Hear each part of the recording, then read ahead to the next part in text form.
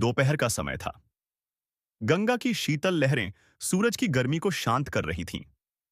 हस्तिनापुर के बाहर कर्ण अपने रथ पर बैठा गहराई से सोच रहा था। उसके मन में एक द्वंद्व छिड़ा था। अधर्म का साथ देकर अपने मित्र दुर्योधन की रक्षा करे या धर्म के मार्ग पर चलकर अपने अस्तित्व को चुनौती दे। कर्ण का जीवन बचपन से ही संघर्षमय रहा था।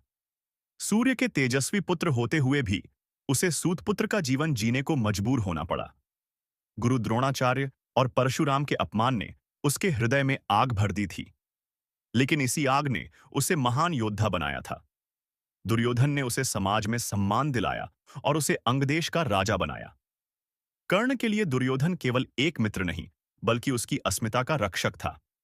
लेकिन अब महाभारत के युद्ध ने कर्ण को ऐसी स्थिति में खड़ा कर दिया था जहां धर्म और अधर्म का अंतर धुंधला हो चुका था। उस रात जब कर्ण अपने तंबू में बैठा था, उसे एक अजनबी व्यक्ति के आने की सूचना मिली। कौन है? कर्ण ने पूछा। अंधेरे से बाहर निकलकर वह व्यक्ति सामने आया। उसकी आंखों में रहस्यमयी चमक थी। कर्ण ने तुरंत उसे पहचान लिया। ये कोई और नहीं, बल्कि भगवान कृष्ण थे। कृष्ण ने मुस्कुराते हुए कहा, कर्ण, मैं यहां तुम्हें एक मौका देने आया हूं।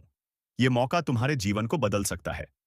कर्ण ने ठंडी आवाज में कहा, कृष्ण, मैं जानता हूं कि तुम पांडवों के पक्ष में हो, लेकिन मैं अपने मित्र दुर्योधन को धोखा नहीं दे सकता। कृष्ण ने गहरी सांस ली और बोले, क्या तुम जानते हो कि तुम कुंती के पुत्र हो? तुम्हारा असली स्थान पांडवों के साथ है।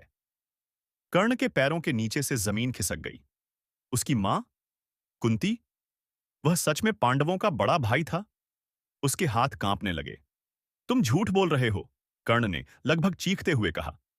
अगर विश्वास ना होता हो तो अपनी मां से पूछो, वह सत्य की साक्षी है। कृष्ण ने शांत स्वर में उत्तर दिया। अगले दिन कुंती कर्ण से मिलने आई। उसकी आंखों में आंसू थे। कर्ण, मैं तुम्हारी मां हूं। तुम्हारे जन्म के समय समाज के डर से मैंने तुम्हें त्याग दिया, पर आज मैं तुमसे अपने अन्य पुत्रों के जीवन की रक्षा की भीख मांगने आई हूं। कर्ण ने कुंती की बात ध्यान से सुनी। उसका दिल तो पिघल रहा था, लेकिन उसका मन उसे रोक रहा था। उसने कठोर स्वर में कहा, मां, आपने मुझे त्याग दिया था। अब जब मुझे पहचान मिली है, तो आप इसे भी छीनना चाहती हैं। दुर्योधन ने मुझे राजा बनाया, सम्मान दिया। मैं उसे धोखा नहीं दूंगा। कुंती ने आंसुओं में कहा, मैं तुम्हें कुछ नहीं मांग रही कर्ण। मैं बस चाहती हूं कि तुम अपने भाइयों को न मारो। कर्ण ने एक क्षण सोचा और कहा, मैं तुम्हें वचन देता हूं कि मैं अर्जुन को छोड़कर किसी पांडव को नहीं मारूंगा। लेकिन अर्जुन से युद्ध मेरा धर्म है। महाभारत का युद्ध अपने चरम पर पहुंच चुका था। 14वें दिन कर्ण और अर्जुन आमने सामने थे। दोनों के रथ हवा में बिजली की तरह घूम रहे थे। कर्ण के पास विजय का अमोघ शस्त्र वसवी शक्ति था, जिसे उसने अपने पुत्र के मरण के बाद भी अर्जुन के लिए संभाल कर रखा था। युद्ध के दौरान कर्ण के रथ का पहिया जमीन में धंस गया। वह रथ से उतरकर उसे निकालने की कोशिश करने लगा।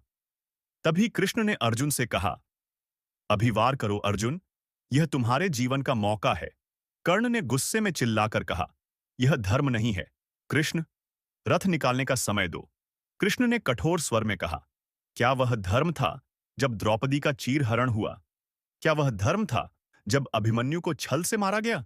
तुम्हें आज अधर्म के परिणाम भुगतने होंगे। अर्जुन ने मौका नहीं गंवाया। अपने गांडीव धनुष से ऐसा बाण छोड़ा जिसने कर्ण का सिर धड़ से अलग कर दिया।